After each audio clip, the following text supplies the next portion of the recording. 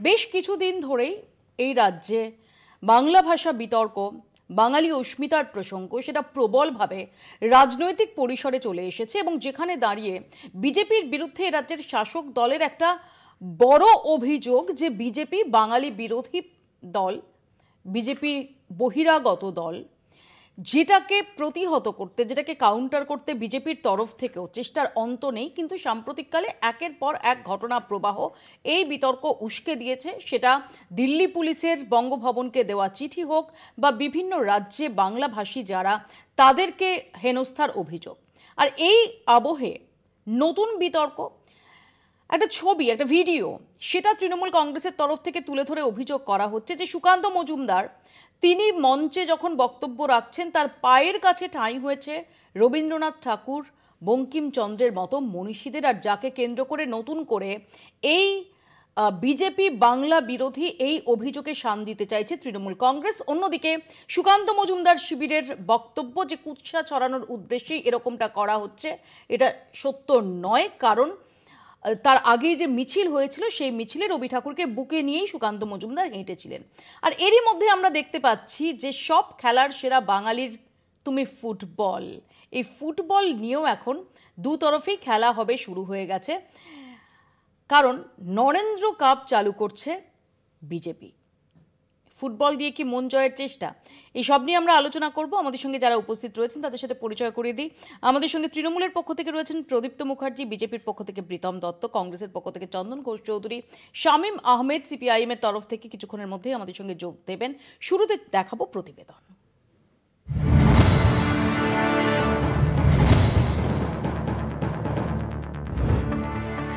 বিতর্কে এই ছবি। এক অনুষ্ঠানে ভাষণ দিচ্ছেন কেন্দ্রীয় শিক্ষা প্রতিমন্ত্রী সুকান্ত মজুমদার।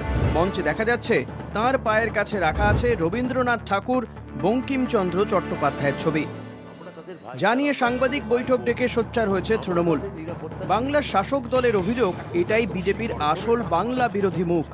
পরিষ্কার দেখা যাচ্ছে যে বঙ্কিম এবং রবীন্দ্রনাথকে বিজেপি নেতারা পায়ের নিচে রাখতে চান।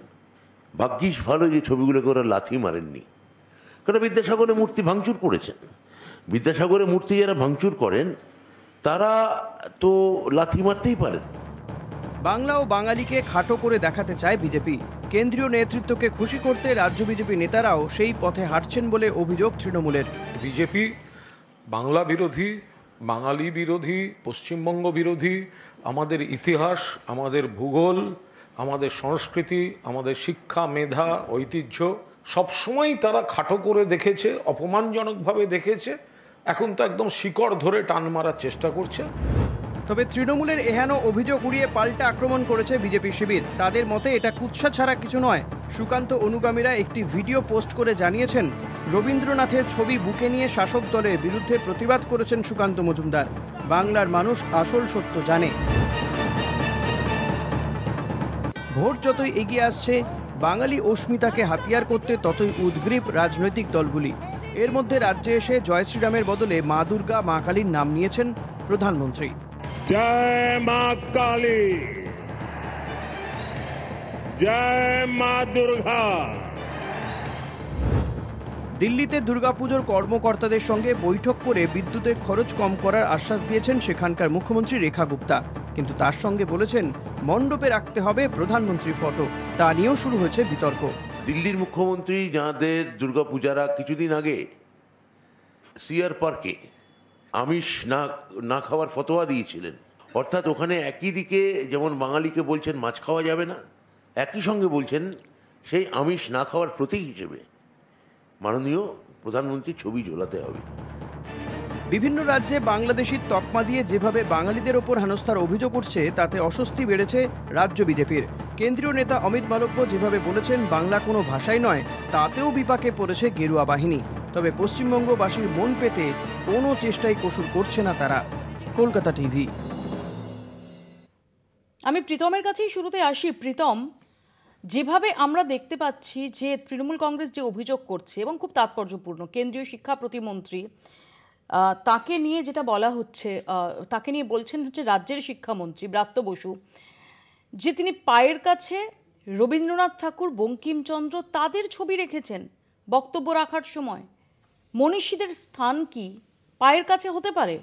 প্রথম কথা হচ্ছে, এর আগে আপনার ভিডিওতেই তার যে পাল্টা সেটা বলা হয়েছে, সেটা এখন তৃণমূল কংগ্রেস যদি কিছু ভুল তথ্য প্রচার করে, এবং দেখুন আজকে স্টেজে যদি এটা সায়েন্স যারা জানে তারা বুঝতে পারবে, টপ ভিউটা যদি নিত তাহলে বুঝতে পারতো, একটা স্টেজের সামনে যদি কোনো স্টেজে ছবি থাকে এবং সেই যদি কারো জনগণরা বলছে যে উঠে দাঁড়িয়ে বক্তৃতা দিতে, সেই জন্য উনি চেয়ারে উঠে দাঁড়িয়ে বক্তৃতা দিচ্ছেন। তো যদি সামনে থেকে একটা ছবি তোলা যায় এবং সেটা নিচ থেকে হয় অ্যাঙ্গেলটা, তা বোঝাই যাবে যে ছবিটা নিচের দিকে আছে, কিন্তু সেটা ছিল না, সেটা ভিডিওতে পরিষ্কার হচ্ছে। কারণ মনীষী কেন ভারতবর্ষের প্রত্যেকটা মনীষী, প্রত্যেকটা গুরুজন আমাদের বুকে থাকে, এবং আজকে সেই দিন, যেই দিনে সেই বিখ্যাত বাঙালি সন্ন্যাসী, হিন্দু সন্ন্যাসী স্বামী বিবেকানন্দ শিকাগোতে বক্তৃতা করেছিলেন এবং বলেছিলেন যে থ্যাঙ্কস টু দ্য ওয়ার্ল্ড। তোমার টি-শার্টের পুরোটা দেখা যাচ্ছে না, আমি একটু দেখিয়ে দিই যে আজকে প্রীতম স্বামী বিবেকানন্দের ছবি ছাপা, ছবি সহ টি-শার্ট পরেছে, অর্থাৎ ওর পোশাকের ওপর এই টি-শার্ট পরে এসেছে।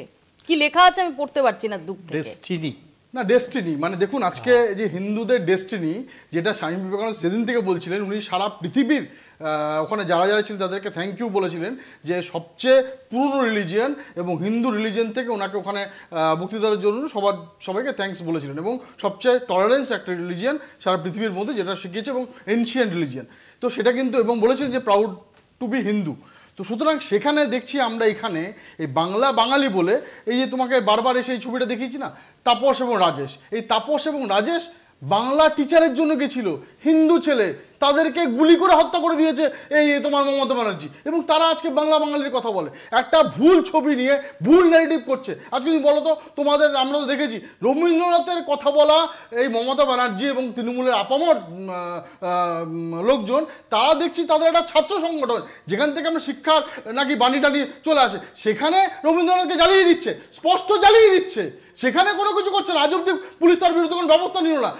সেই ছেলেটি অ্যারেস্ট হয়েছে তো, সেই ছেলেটি তো অ্যারেস্ট হয়েছে না, এই অ্যারেস্ট করেছে এই মানসিকতা। তুমি বলো না যে অবনীন্দ্রনাথ ঠাকুরের যে বাড়িটা ভেঙে দিল, যেখান থেকে মমতা ব্যানার্জি সে সকল ভাষা আন্দোলনের যাত্রা শুরু করলেন, কোনো ব্যবস্থা হয়েছে সে সিন্ডিকেটের বিরুদ্ধে?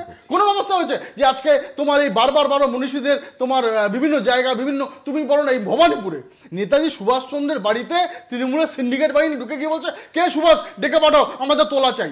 This is the culture of.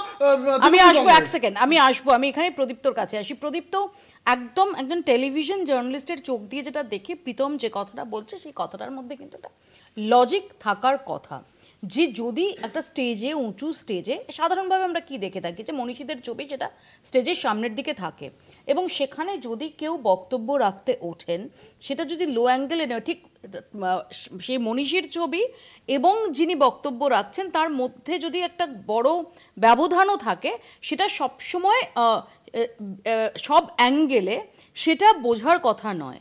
তো যে অভিযোগ প্রীতমরা করছে, যে আসলে একটা এই বিষয়টাকে তোমরা অকারণ বিরাটভাবে ফুলিয়ে ফাঁপিয়ে একটা ভুল ন্যারেটিভ তৈরি করছো এবং দাবি করছো যে সুকান্ত মজুমদার পায়ের কাছে রবি ঠাকুর বঙ্কিমচন্দ্রের ছবি রেখেছিলেন, যেখানে সেই দিনই মিছিলে, যে ছবিও বিজেপির তরফ থেকে যেটা দেওয়া হচ্ছে, যে সেই মিছিলেই বুকে রবি ঠাকুরের ছবি নিয়ে সুকান্ত মজুমদার হেঁটেছেন।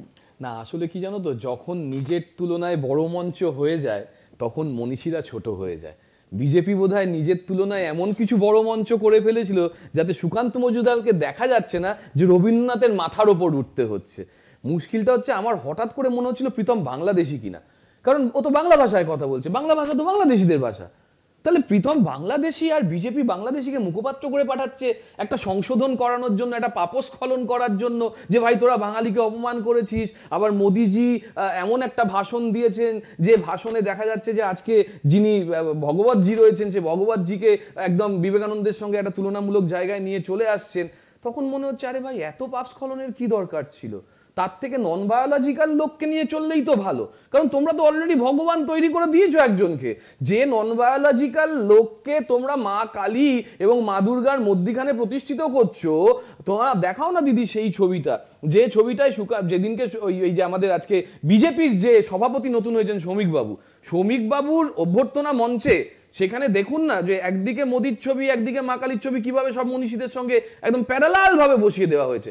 আসলে যারা নন বায়োলজিক্যাল এন্টিটি হিসেবে নিজেকে প্রতিষ্ঠিত করতে চায়, মা দুর্গাকে যারা একসময় পিতৃ পরিচয় জানতে চেয়েছিল দিলীপ ঘোষেরা, সেই মা দুর্গার পায়ের তলায় আবার মোদিজিকে রাখতে হবে সেই কথাও তারা বলে। আবার বলে যে কেন ভাই আমাকে আমিষ খাওয়া বন্ধ করতে হবে, কেন ভাই তুমি সিআর পার্কে কালী মন্দিরের পাশে আমিষের বাজার রাখবে।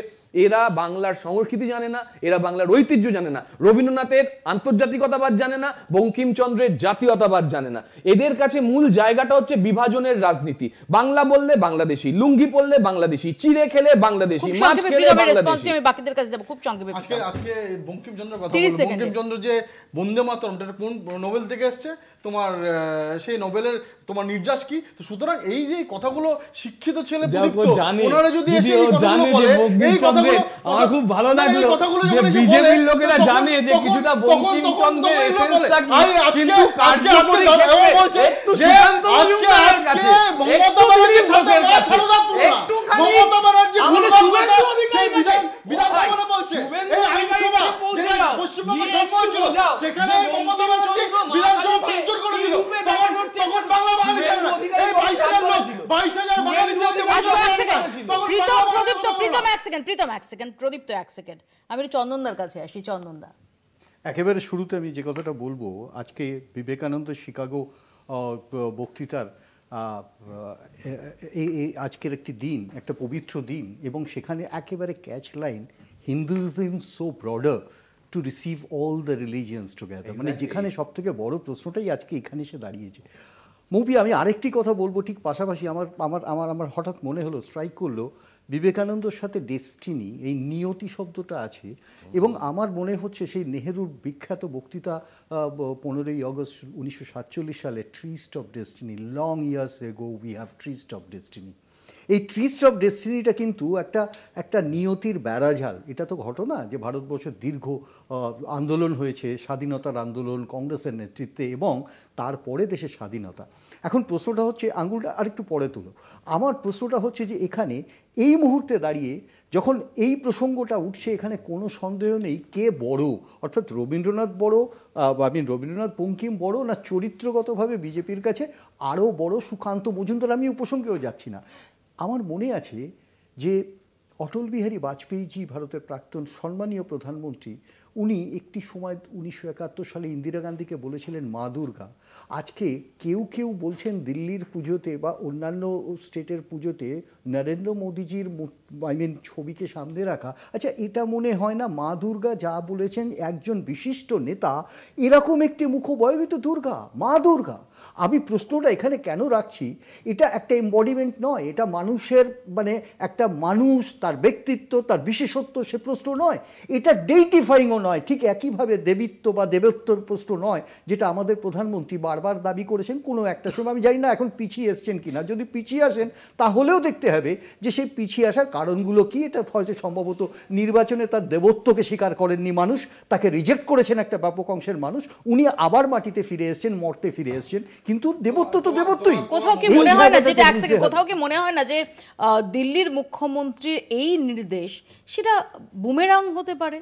না, আদৌ নির্দেশ আছে কিনা আমরা জানি না, কিন্তু আমরা জানি যে কারণ আমরা পুজো করি, তো সেখানে আমরা দেখেছি যে লোকাল থানা থেকে চলে আসে যারা ওই মৎসব করার জন্য কিছু ক্লাব যারা পুজো টুজো করে না তাও টাকাগুলো নেয়, তো তারা যখন টাকা নেয় সেখানে বড় বড় করে ব্যানার, তোমার খেলা হবে দিবস হিসেবে মমতা ব্যানার্জি ব্যানার টাঙাতে হয়। এটা প্রত্যেকটা পুলিশ, প্রত্যেকটা বাঙালি, প্রত্যেকটা ক্লাব জানে এটা মমতা ব্যানার্জি করে, এবং দিল্লি পুলিশ এরকম করেছে কিনা এরকম কোনো ইনস্ট্রাকশন নেই, আমি তোমাকে অফিসিয়ালি বলে দিচ্ছি, কিন্তু দিল্লি পুলিশ ওখানে প্রত্যেকটা বাঙালির সাথে আছে। এই প্রথম ওটাকে একসাথে সেন্ট্রালাইজ নিয়ে এসে প্রত্যেকটা বাঙালি যে যারা পুজো করে তাদেরকে ওখানে বিদ্যুৎ ছাদ থেকে শুরু করে সব রকম সাহায্য দিল্লি সরকার করছে। এবং ওই ট্রিস্ট উইথ ডেস্টিনি বলছিল না, এই সেম জিনিসটা 2014 সালের তোমার সম্ভবত গার্জিয়ান পত্রিকা তোমার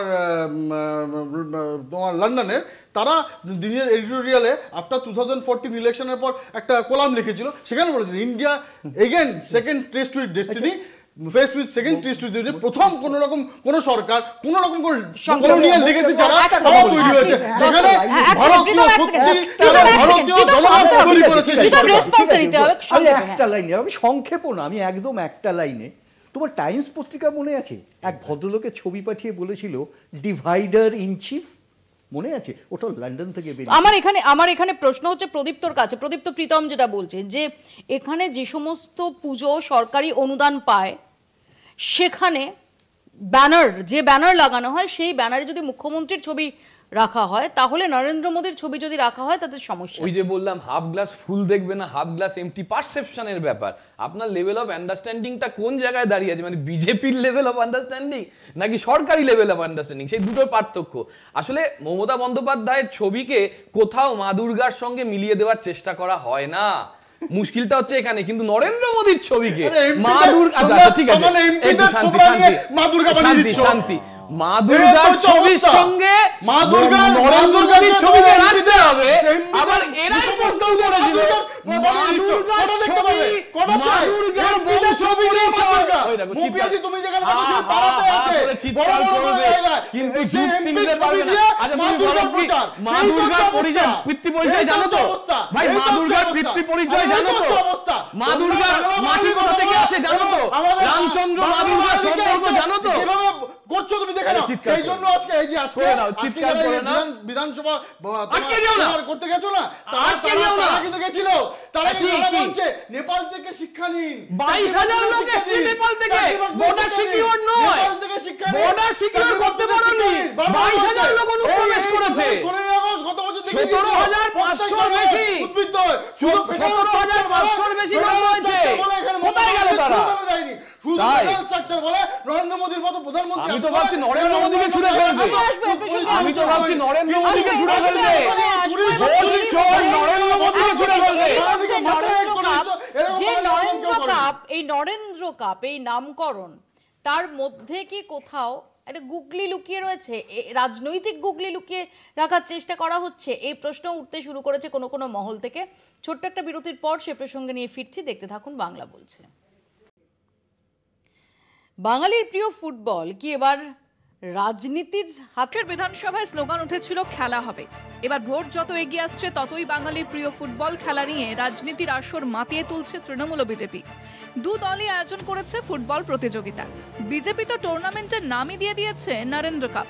তৃণমূলের অভিযোগ, রাজ্য বিজেপির মূল লক্ষ্য নরেন্দ্র মোদীকে খুশি করা। তাই স্বামী বিবেকানন্দের ঐতিহাসিক শিকাগো ভাষণের দিনে এই কাপ শুরু করলেও ফাইনাল রেখেছে প্রধানমন্ত্রী নরেন্দ্র মোদীর জন্মদিনে। ফলে এখানে বিজেপির রাজনৈতিক উদ্দেশ্য স্পষ্ট। ওদের কাপটা হচ্ছে নরেন গোসাই আর হচ্ছে মানে যে স্বাধীনতা আন্দোলন যে বিশ্বাসঘাতক, আর আমাদেরটা হচ্ছে স্বামী বিবেকানন্দ কাপ। স্বামী বিবেকানন্দ কাপ যিনি যুবদের উপর জোর দিয়েছেন, ফুটবল খেলার কথা বলে গেছেন। ফলে মমতা বন্দ্যোপাধ্যায়, অরূপ বিশ্বাস মাননীয় ক্রীড়ামন্ত্রী, তারা স্বামী বিবেকানন্দ কাপ করছেন, আর ওনারা যে নরেন্দ্র কাপ করছেন ওটা প্রধানত বিবেকহীন নরেন গোসাই। তবে এ নিয়ে মাথা ঘামাতে রাজি নয় বিজেপি। তারা চাইছেন খেলার নামে যুবকদের জাগ্রত করতে। তবে এই জাগ্রত করতে গিয়ে এদিন হাওড়ার আরতি কটন মিলের মাঠে তৃণমূলের বিক্ষোভের মুখে পড়েন রাজ্য বিজেপির সভাপতি। বিক্ষোভের নেতৃত্ব দেন ক্রীড়া প্রতিমন্ত্রী মনোজ তিওয়ারি।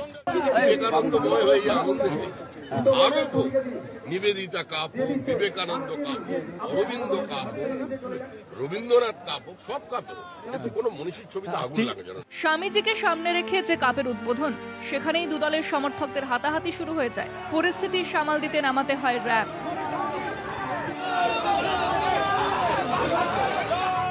বিজেপির উদ্যোগের পাশাপাশি থেমেছিল না রাজ্য সরকারও। ক্রীড়া দপ্তর ও আইএফ এর যৌথ উদ্যোগে বেলুর মঠের শিল্প মন্দিরে শুরু হয় স্বামী বিবেকানন্দ কাপ। প্রতিটি জেলা থেকে 8টি করে দল এতে অংশ নেবে। 3 মাস ধরে চলবে এই প্রতিযোগিতা। মোট পুরস্কার মূল্য 50 লক্ষ টাকা। কলকাতা টিভি। আমি শামীম আহমেদ ইতিমধ্যে আমাদের সঙ্গে যোগ দিয়েছেন, আমি শামীমের কাছে আসবো। শামীম, এবার এই যে নরেন্দ্র কাপ এবং ওদিকে বিবেকানন্দ কাপ, সব খেলার সেরা বাঙালির তুমি ফুটবল দিয়েই কি 2026-এ ভোটের জালে বলটা জড়ানোর একটা প্রয়াস? এখন দীর্ঘদিন ধরে আমরা আলোচনা করছি এবং সারা দেশবাসী সংকটের মধ্যে একথা ভেবে যে দেশের গণতন্ত্র ধ্বংসের পথে এবং সমস্ত গণতন্ত্রের অভিমুখ স্থির করা হয়েছে একটা সংখ্যাতত্ত্বের ভিত্তিতে।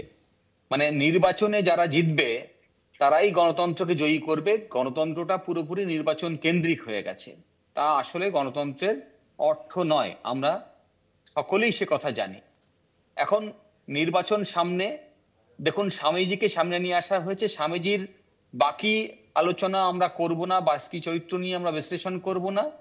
স্বামীজিকে আমরা ধর্মীয় প্রতীক হিসেবে দেখানোর চেষ্টা করব, তাকে সামনে রেখে খেলাধুলা এগুলো করব, কিন্তু খেলা নিশ্চয়ই হোক।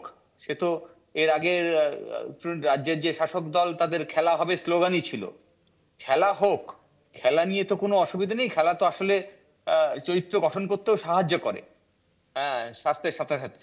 কিন্তু মুশকিলটা হচ্ছে যে আমরা আমাদের দেশের মুনি ঋষিদের নিয়ে আলোচনা করছি, তাদের বাহ্যিক দিকটাকে শুধু সামনে নিচ্ছি, কিন্তু তাদের আভ্যন্তরীণ যে প্রয়াস ছিল এই সমাজ গঠনের ক্ষেত্রে তা আমরা সম্পূর্ণরূপে ইগনোর করতে শুরু করেছি।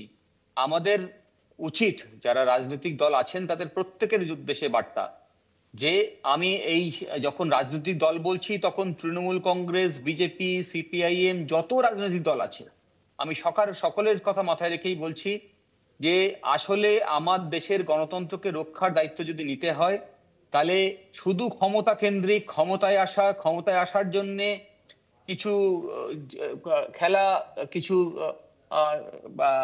যারা সমাজে প্রতিষ্ঠিত ব্যক্তি তাদেরকে সামনে নিয়ে রেখে মানুষকে মানে প্রলুব্ধ করা এবং মিসডিরেক্ট করা আসলে এই পথে পরিচালিত করবেন না। আমাদের সংবিধানের যে মূল নির্যাস, যেখানে আমরা বহুত্ববাদের কথা বলি, যেখানে আমরা সকলকে নিয়ে চলার কথা বলি, সব রকমের সমাজের যে আমাদের কালচারাল ভ্যালুস গুলো আছে সেগুলোকে মূল্য দেওয়ার কথা বলি, সেগুলোকে মাথায় রাখতে হবে। তাহলেই আসলে আমাদের সংবিধানকে স্বীকৃতি দেওয়া হবে এবং তাহলে আসলে আমাদের মানুষের কাছে গণতন্ত্র পৌঁছে দেওয়া যাবে। আর তা রক্ষা করতে গেলে আসলে সাধারণ মানুষকে সচেতন করতে হবে এবং সাধারণ মানুষকে পার্টিসিপেট করাতে হবে সেইভাবে যাতে শুধুমাত্র নির্বাচন নয়, আসলে যতগুলো স্বতন্ত্র সংস্থা আছে তাদের নিরপেক্ষতা বজায় রাখার জন্য যা যা করণীয় সেগুলো করতে হবে। আমি আসবো শামীম আপনার কাছে, আমি একটু এখানে প্রীতমের কাছে আসি। যেটা শামীম বলছেন, যেটা শামীম বলছেন যে মনীষীদের বাহ্যিকভাবে তুলে না ধরে তাদের যে মনন, তাদের যে দর্শন, তাদের যে চিন্তন, সেটাকে আমরা কতটা সত্যি এই রাজনৈতিক দলগুলো বা তোমরাই এখানে নির্দিষ্টভাবে সেটাকে কতটা তুলে ধরার চেষ্টা করছো? 1, 2 নরেন্দ্র কাপ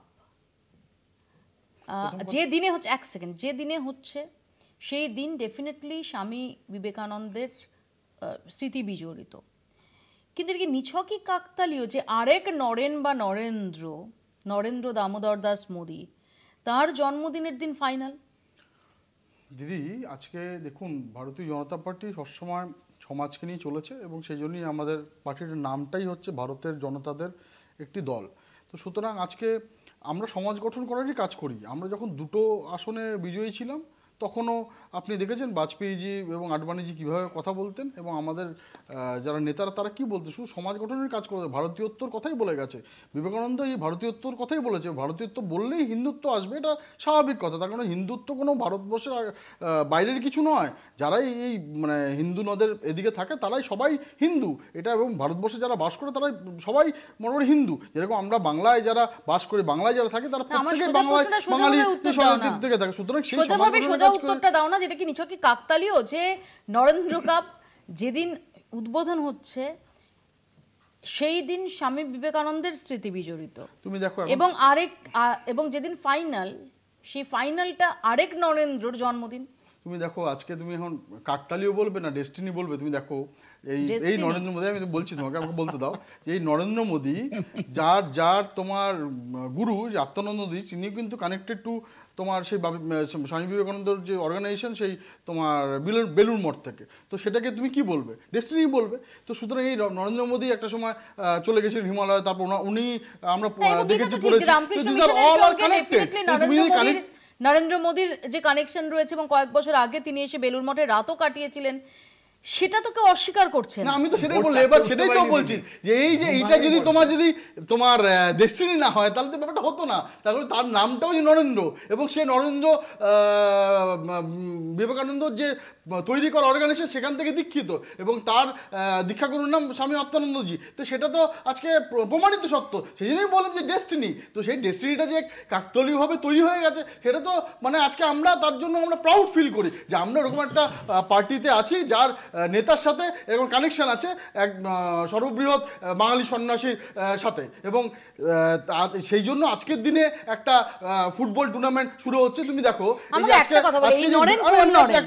এই নরেন্দ্র কাপের নরেন কোন নরেন? না আমি বলতে না, যে কোনো আইদার উনি স্বামী বিবেকানন্দ নরেন, আর না হলে উনি নরেন্দ্র মোদীর নরেন। কোন নরেন তুমি বলো, কোন নরেন? সেটা তো সারা ভারতবর্ষের মানুষ কোন নরেন? না এই নরেন না ওই নরেন, এই নরেন না ওই নরেন কি করে বলবো? এই নরেন না ওই নরেন 100% যার জন্য যার দিনে আজকে এই নরেন্দ্র কাপ শুরু হচ্ছে সেই নরেন সর্ব।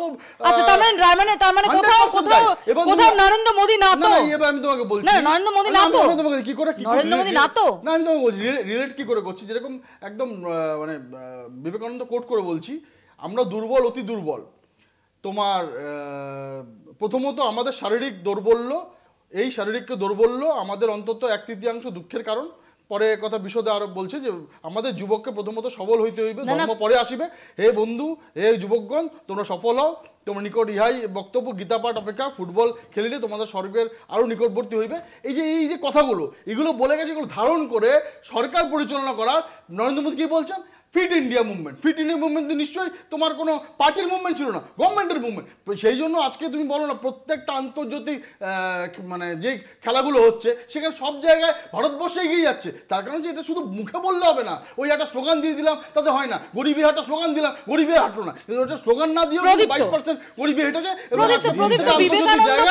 বিবেকানন্দ কাপ তোমরা করো, যদি নরেন্দ্র কাপ বিজেপি করে তা নিয়ে এত কটাক্ষ, এটা আসলে বিবেকহীন কাপ ইত্যাদি, এই আক্রমণের প্রয়োজন না। আসলে বিবেকানন্দ বামপন্থী প্রোডাক্ট তো, এবং ওই সুকান্ত মজুমদার নাকি বলেছিলেন বামপন্থী প্রোডাক্ট, ডিবেট ফিবেট হয়েছিল না, খানিকটা সেখান থেকে সমস্যাটা আছে। ঠিক আছে ভাই, আমি তোমার সঙ্গে বলিনি, আমি তোমার সঙ্গে বলিনি, কোনো বক্তব্য আমি কোনো এক সুকান্ত মজুমদার, সেটা কেন্দ্রীয় মন্ত্রী না হতে পারে, তুমি যেমন কোন নরেন বলতে পারলে না, বলে দিলাম তো 100%। আজকের দিনে শুরু হয়েছে, সময় তো বলেছো একটু ধৈর্য ধরো, প্রেসার বেড়ে যাচ্ছে। এবার তার যদি তার সাথে নাম যদি আমাদের প্রধানমন্ত্রী নাম হয়, এক সেকেন্ড প্রদীপ এক্সাইটেড হয় না, প্রীতম এক্সাইটেড, এক সেকেন্ড প্রদীপ এক সেকেন্ড আমি খালি প্রীতমের কাছে জিজ্ঞেস করছি যে প্রীতম, যদি ফাইনালের দিন আমরা এই বিষয়ে আলোচনা করি এবং তুমি যদি স্পিকার হও বিজেপির তরফ থেকে, তুমি এই টি শার্টটাই পরে আসবে নাকি টি শার্টের এই ডেস্টিনির তলায় যে ছবিটা সেটা বদলে যাবে? আমি তো নরেন্দ্র মোদী বা ছবির নরেন বদলে যাবে, তার যে গুরু তার টি শার্ট পরে এসেছি, তো তার সাথে যে আমাদের প্রধানমন্ত্রীর সাথে আমাদের যে তোমার বাঙালি সর্ববৃহৎ সমিতি যদি নাম মিলে যায়, তা তার সাথে তো আমাদের প্রদীপ্ত আসলে ওই আমরা শিক্ষাকে বহন করিতে পারিলাম না, বাহন করিয়া গেলাম না, কি সব এটা একবার তো মুখ্যমন্ত্রী বলতে দাও, প্রীতম বলতে দাও প্লিজ। আমি কিন্তু ডিস্টার্ব অনেক করতে পারি, আমি করি না, অভদ্রতাময় সীমা থাকা দরকার। আমি বলছি আমরা না স্বামী বিবেকানন্দকে আমাদের বাহন করারও চেষ্টা করেছি। কিভাবে?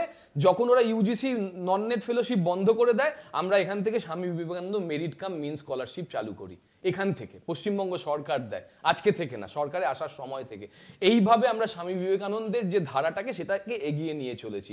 আমরা রবীন্দ্রনাথের মতন কেউ দাড়ি রাখি না, রবীন্দ্রনাথের মতন ড্রেস পরি না, কিন্তু আমরা আবার জিজ্ঞেসও করি না মা দুর্গার বাবাকে কোনো পরিচয় আছে, পিতৃ পরিচয় আছে, এইভাবে আমরা করি না। আমাদেরটা হচ্ছে যেভাবে হোক মনীষীদের যথাযোগ্য সম্মান করা এবং তাদের জীবন যাপন করা, এবং সেইটাকে আমাদের সংস্কৃতির সঙ্গে ধরে নিয়ে আমাদের ভবিষ্যৎ প্রজন্মকে শেখানো যে ভাই চলো তোমরা এইভাবে যদি বড় হও তাহলে অন্তত একটা মূল্যবোধের শিক্ষাটা দিতে পারবে। যে মূল্যবোধের শিক্ষা আজকে বিজেপি চূড়ান্তভাবে নিয়ে এবং ভেঙে দিয়ে আদর্শের কথা বলছে, সংবিধানের 130তম সংবিধান সংশোধন করার চেষ্টা করছে। আর সব থেকে বড় যারা ওই ফিট ইন্ডিয়া মুভমেন্টে যে এক পায়ে দাঁড়াতে পারে না, পেট এত মোটা হয়ে গেছে, সেই বডি শেমিং বললাম, তার কারণ হচ্ছে ফিট ইন্ডিয়া মুভমেন্টের জন্য। সরি, আমি মাপ চেয়ে নিয়েছি, কিন্তু ফিট ইন্ডিয়া মুভমেন্টের জন্য বললাম। ফিট ইন্ডিয়া মুভমেন্ট যে উদ্দেশ্য নিয়ে হয়েছিল, সেই উদ্দেশ্যকে চূড়ান্ত যে ব্যর্থ করেছে, সেই শুভেন্দু অধিকারীকে ওরা যারা চোর বলেছিল তাদেরকে দলে নিয়ে আজকে বিরোধী দলনেতা করছে, এবং তার হয়ে গলা ফাটাচ্ছে প্রীতম, যে এক সময় আমার বন্ধু ছিল, আমরা একসঙ্গে রাজনীতি করেছি। এইটা হচ্ছে মূল্যবোধের। আমি প্রীতমের কাছে আসি, প্রীতম এক সেকেন্ড, আমি চন্দনদার কাছে আসি। চন্দনদা, খেলাধুলোর উপর সমস্ত রাজনৈতিক দল তারাই যথেষ্ট গুরুত্ব দেন, আমরা তো এটা বিভিন্ন সময় দেখে এসেছি। আমরা রাহুল গান্ধী, তিনিও যথেষ্ট ফিটনেস ফ্রিক, তাকে আমরা বিভিন্ন সময় কুংফু ইত্যাদি পার্টিসিপেট করতেও দেখেছি। তো যেভাবে এবার নরেন্দ্র কাপ নিয়ে বিতর্ক, এবং আজকে আমরা যেভাবে দেখলাম যে ফুটবল তুমি কার, যেখানে দাঁড়িয়ে মনোজ তিওয়ারি ক্রীড়া প্রতিমন্ত্রী তিনি বিক্ষোভ দেখাচ্ছেন শ্রমিক ভট্টাচার্যের গাড়ির সামনে দাঁড়িয়ে। একদম শুরুতে তোমাকে একটা কথা বলি, আমি পরিষ্কার হলাম না, অন্তত বিজেপির রিপ্রেজেন্টেশন এখানে এটা ক্ল্যারিফাই করতে পারলেন না যে নরেন্দ্র কাপ শুরু হলো যেদিন, সেদিন বিবেকানন্দর সেই স্মারক বক্তৃতা, সেটাকে যদি অবজার্ভ করা হয় তাহলে নরেন্দ্র কাপ সে হবে সেই লিঙ্ক আমি ধরে নিচ্ছি, সে অর্থাৎ 17 তারিখ সেই লিঙ্ক, অর্থাৎ লিঙ্ক চেঞ্জ হয়ে যাবে না, এটা হচ্ছে আমার ঘটনা। কিন্তু ইনসিডেন্টালি, মানে কোইন্সিডেন্টালি ঘটনাচক্রে সেদিনকেই পড়ে গেল আমাদের মাননীয় প্রধানমন্ত্রীর জন্মদিন। এবার নরেন্দ্র কাপের এই যে ভূমিকাটা আমাকে তখন ভাবতে হচ্ছে, আমি ধরে নিচ্ছি আজকে এই নরেন্দ্র কাপ যখন শুরু হলো, প্রতি বছর 11 তারিখে এই নরেন্দ্র কাপ থাকবে, যারাই অর্গানাইজ করুক, মানে এটা কন্টিনিউটি থাকবে। নিশ্চয়ই একদিন ফিটনেস ক্লাব হবে না, একদিনের ফিটনেস ক্লাব হবে না, বা এক বছরের হবে না। মজার ব্যাপারটা হচ্ছে আমরা আইএফএ শিল্ডকে বন্ধ হতে দেখেছি, আমরা রোভার্স কাপকে বন্ধ হতে দেখেছি, আমরা বরদৌলি ট্রফিকে বন্ধ হতে দেখেছি, দার্জিলিং গোল্ড কাপকে বন্ধ হতে দেখেছি। এখন আমাদের এক্সপিরিয়েন্সটা কিন্তু খুব বিটার। আর আরেকটি কথা তোমাকে বুঝতে হবে, আমি যেহেতু দেখো আমার কাছে একটা ধোঁয়াশা, আমরা কখনো ইন্দিরা গান্ধী বা নেহেরু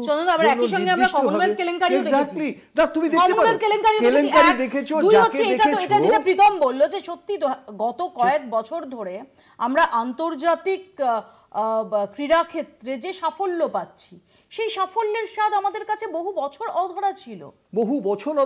মানে ধরো এশিয়ান কাপ আমরা পাইনি, মানে এশিয়ান কাপ চ্যাম্পিয়নশিপ, সেটা কিন্তু ওই 62 সালে একটি সরকার ছিল তখন। না না, আমি সেই সময় কথা বলছি না, বহু বছর মানে আমি বলছি না যে হেলসিঙ্কি অলিম্পিকে কি হয়েছিল কি তার আগে, আমি জাস্ট কয়েক বছর আগের কথা বলছি। এটা তো ঠিক যে আমরা অভিনব বিন্দ্রা 2008-এ ব্যক্তিগত ইভেন্টে সোনা পাওয়ার আগে পর্যন্ত আমাদের ব্যক্তিগত ইভেন্টের সোনা পাওয়ার ঝুলি সেটা শূন্য ছিল। মৌপিয়া, আমরা কখনো পিছনের দিকে হাঁটছি না, আমরা স্পেক্ট করি না, তাই আমরা আগের দিকে হাঁটছি একটা নতুন এখন অলিম্পিকে আমরা আশা করতে পারি। আমি ডেফিনেটলি এবং তার জন্য সেই ক্রেডিটটা যাদের দেওয়ার তাদের দিক। এখন প্রশ্নটা হচ্ছে, দেখো একটা খেলা হবে স্লোগান দিয়ে আমাদের মাতিয়ে দেওয়া, সেই স্লোগানটা পরিবর্তিত রূপ হচ্ছে রাজনৈতিক স্লোগান। ঠিক তেমনভাবে একটি নরেন্দ্র কাপ শুরু হলো, আমরা এখনো কনফিউশন আছি আসদপে কার নামে কাপ, এবং সেটা ক্ল্যারিফাই এখানে বসে থাকা অবস্থাতে বিজেপি প্রতিনিধি বলতে পারছেন না।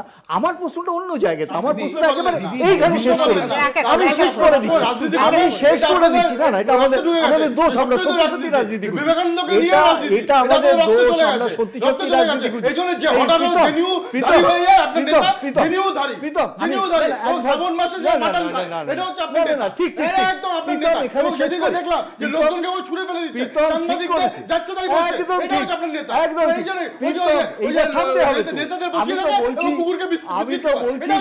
আমি তো বলছি সব ঠিক, আমি একেবারে শেষ লাইনে আছি, মানে ও মাঝখানে না গেলে আমি এতক্ষণ শেষ করে দিতাম। প্রশ্নটা হচ্ছে যে একেবারে সোজা অর্থে তুমি কমনওয়েলথে বলেছো অ্যারেস্ট আমাদের সুরেশ কালবেদি হয়েছে, বাদ দাও এটা, এতে 2 নম্বর প্রশ্নটা হচ্ছে এই যে একটু আগে বললো না গরিবি হাটাও, 80 কোটি মানুষকে এখনো রেশন দিতে হয়, সেই গরিবি আনা কোথায়? আজকের দিনে দাঁড়িয়ে তুমি যেমন দাবি করছো আমরা এগিয়েছি, তুমি দাবি করতে আমার এখানে একটা বক্তব্য আছে যে শ্রাবণে মাটন খেলে তিনি আর হিন্দু থাকবেন না, এই কথাটা প্রীতম কে বলেছে, কে ঠিক করে দিল? যে জেনিউধারী যখন উনি বলেন, আবার দেখছি আমরা যখন ভোট চলে আসে তখন জেনিউধারী হয়ে যান, তারপর আবার কোনো সময় গিয়ে খ্রিস্টান হয়ে যান, তারপর আবার কোথাও গিয়ে ফেস টুপি পড়েন। এই যে তোমার গিরগিটির মতো যে নিজেদের ধর্ম পরিবর্তন করে, ধর্মকে নিয়ে খেলা করে এবং সনাতন ধর্মকে নিয়ে বারবার কুটাঘাত করে, এইটাই হচ্ছে অসুবিধা। এইটাই হচ্ছে অসুবিধা যে বিবেকানন্দ যেখানে যাচ্ছে সেখানকার মতন ভাষা বলছে, আর সেখানকার লোকেরা রবীন্দ্রনাথ ঠাকুরের ভাইয়ের নাম বলতে পারছে না। এরা তো অধিকার, যাদের পূর্বসূরীরা নেতাজি সুভাষ বসুকে বলেছিল হিন্দু বিরোধী, এরা তাদের উপর অধিকার করে।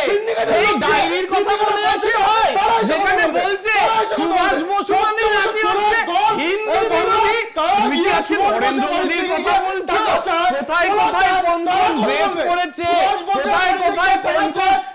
আমি নমস্কার করছি, আমি তোমায় নমস্কার করছি।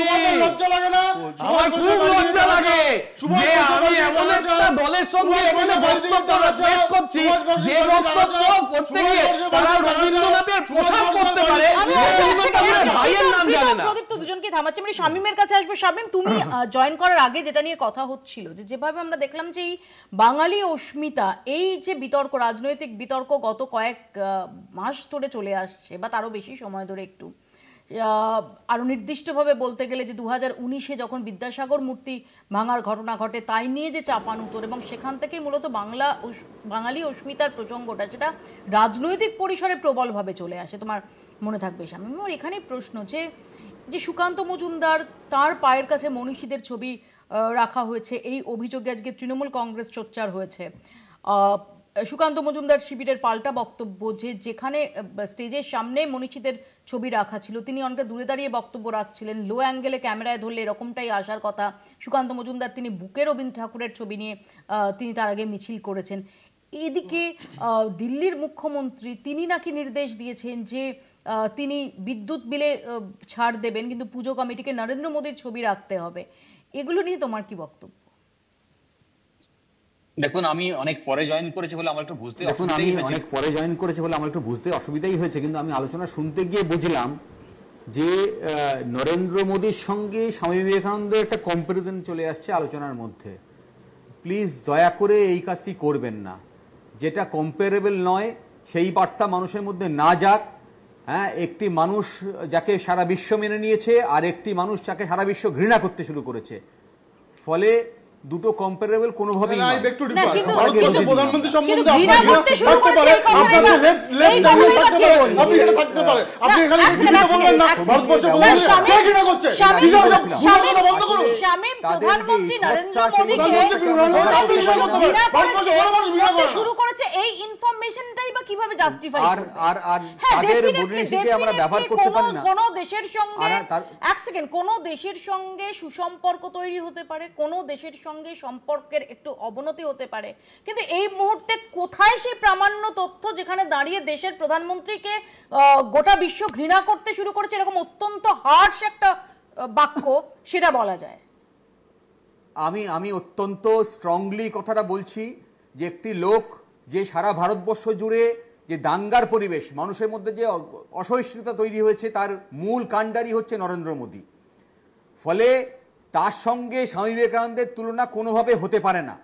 এটা আমি খুব স্ট্রংলি সেটা শামীম তুমি বলতেই পারো, সেটা you have every right to express your opinion.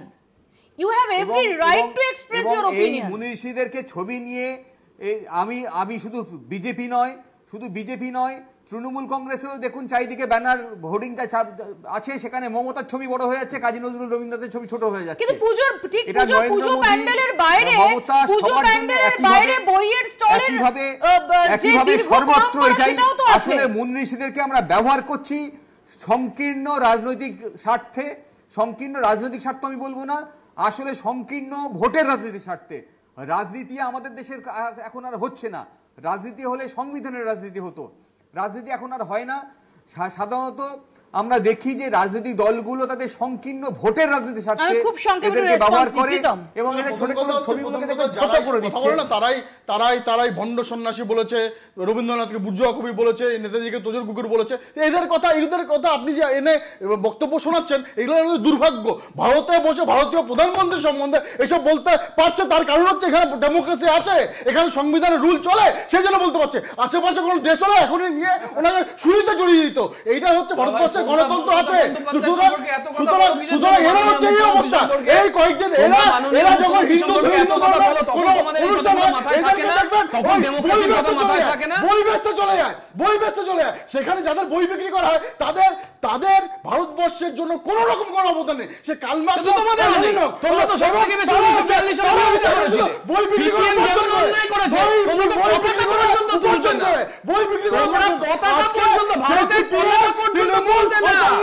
একসাথে ইন্ডিভিজুয়াল বেশ হয়েছে একসাথে, কারণ তোমরা ডিভাইডার ইন চিফ, তোমরা ডিভাইডার ইন চিফ, তোমরা সবথেকে বেশি বিভাজন করেছো, তোমরা মানুষে মানুষে বিভাজন করেছো, তোমরা ধর্মে ধর্মে বিভাজন করেছো, তোমরা জাতপাতে বিভাজন করেছো। আরে নিচু জাতিদের জন্য আলাদা খাবার, উঁচু জাতির জন্য আলাদা খাবার, এইসব ব্যবস্থা উত্তরপ্রদেশে চালাচ্ছ। তোমরা আজ অব্দি ভারতের সংবিধানের যে গুরুত্বপূর্ণ সংস্থানগুলো সেগুলোকে রক্ষা করো না। স্কুল বন্ধ হয়ে যাচ্ছে, স্কুল বন্ধ হয়ে আরে যাচ্ছে। স্কুল তো তোমার বন্ধ হয়ে যাচ্ছে, তোমাদের উত্তরপ্রদেশে স্কুল বন্ধ হচ্ছে, তোমাদের ত্রিপুরায় স্কুল বন্ধ হচ্ছে, তোমাদের অন্যান্য স্টেটে স্কুল বন্ধ হচ্ছে, বরঞ্চ আমরা সবথেকে বেশি প্রমোট করছি সবকিছুকে। আরে 390 এর বেশি কলেজকে আমরা 5 লক্ষ টাকা করে দিয়েছি বই কেনার জন্য, বই কেনার জন্য দিয়েছে কলেজগুলো। প্রদীপ্ত এক সেকেন্ড, প্রীতম এক সেকেন্ড, আমি চন্দনদার কাছে আসবে সবশেষে। দেখো এখানে কনক্লুসিভ, আমি তো একটা জিনিস বুঝতেই হবে, অন্তত নির্বাচনের পরম্পরায় নরেন্দ্র মোদীর নেতৃত্বে বিজেপি জিতেছিল, প্রমিসেসগুলো ব্রোকেন। আমার কেন বলছে, ও হয়তো যেটা হার্শ শব্দ ব্যবহার করেছেন, কিন্তু অপছন্দের তালিকায় উনি যে দীর্ঘতর হচ্ছেন এটা নিয়ে কোনো সন্দেহ নেই।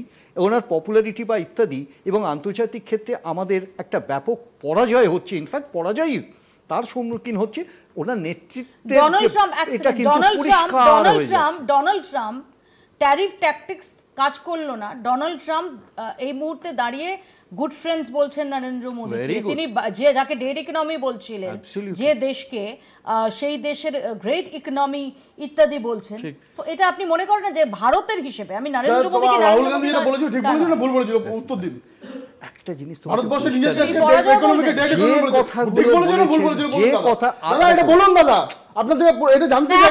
একই সঙ্গে এক সেকেন্ড, একই সঙ্গে প্রীতম এটাও ঠিক যে আমরা দেখেছি যে রাষ্ট্রসংঘে সুইজারল্যান্ড তারা ভারতের সমালোচনা করেছে, সাথে সাথে জবাব দিয়েছে, কোনো সন্দেহ নেই তাতে। কে কি বলছে ন্যারেটিভ নিয়ে সেটা আমরা ভারতবর্ষের গর্ব, ভারতবর্ষের গর্ব প্রত্যেক ইউনাইটেড থাকবে।